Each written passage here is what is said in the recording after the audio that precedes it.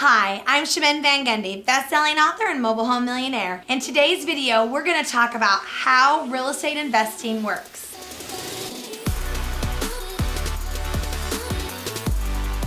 Joining me today in this video is my mentor, Dr. Mary Jo Wilson. She's actually been a real estate mentor and trainer for the past 15 years.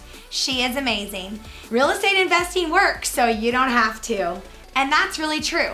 One of the ways real estate investing works is by passive income.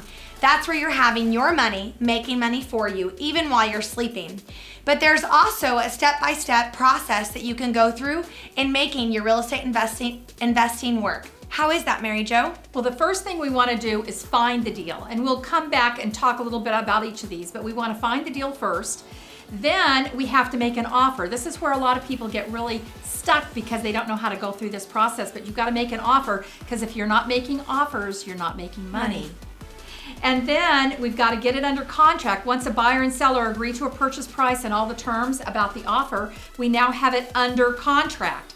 Then we have a time frame that we can do our due diligence, then we close the deal. So those are kind of our step-by-step process. Would you like to expound on some of those? Sure. So in finding the deal, what you're going to do is, what I love is the fact that we are in an information society. You can find several deals for real estate using social media apps like Facebook Marketplace, OfferUp, 5 Miles, and LetGo. They're great places to start. You can also find deals on Craigslist. Put in keywords like fixer-upper or rehab, something like that, and you absolutely can find some good deals. And also, if you live in a big city, then find another city that might be a little bit smaller that you can do deals in. But where do most people go to find their first deal? They're not nearly as creative as you are. No, they're not. What do? They go get a realtor.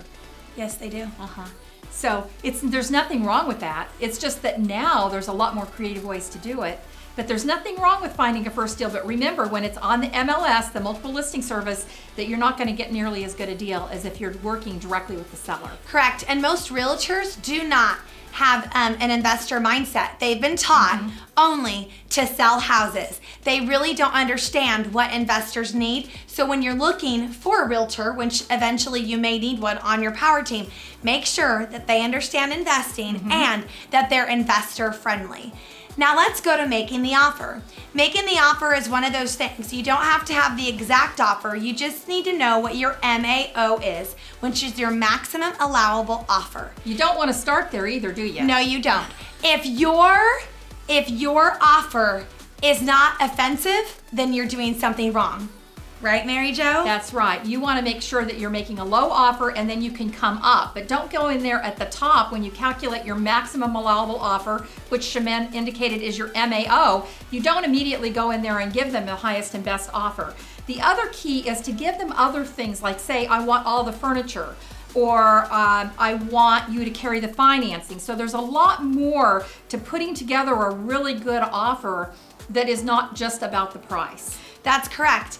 And in making that offer, you want to make sure that you have an LOI in your docs that you're going to be using. An LOI means a letter of intent, and that's something that you send to the prospective person that you're going to be buying the property from to get it under contract.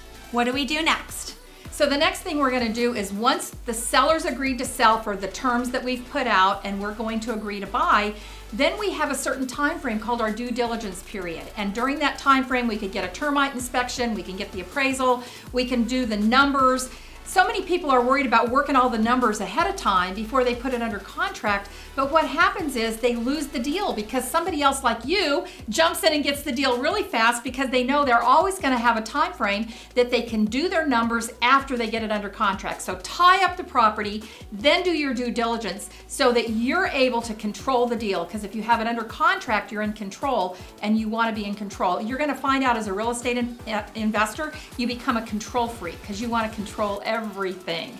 So we're going to get that under contract and do our due diligence, which is just really a fancy name for homework. And then when we get our due diligence done, we can either say yay or nay. If we say yay and we're going to move on to the next step, then what do? We close the deal. We close the deal. And this is the best part. This is where you get your money. Ka-ching. And finally, we have 4 exit strategies that we need to use that you need to know about. We'll be doing a whole video on exit strategies later at a different time, but your 4 exit strategies are going to be buy, fix, and hold, buy, fix, and sell, wholesaling, and lease options. Remember, I talked about that sandwich later on. We hope that this video helps you, and we look forward to seeing you in the next video. If you love this video, I want to invite you to join my free webinar where I'm going to teach you how to buy and sell mobile homes and the 3 secrets that top real estate investors use to increase their profits, whether in a booming or slow economy. Please don't forget to like, comment, share, and subscribe, and I look forward to seeing you in our next video.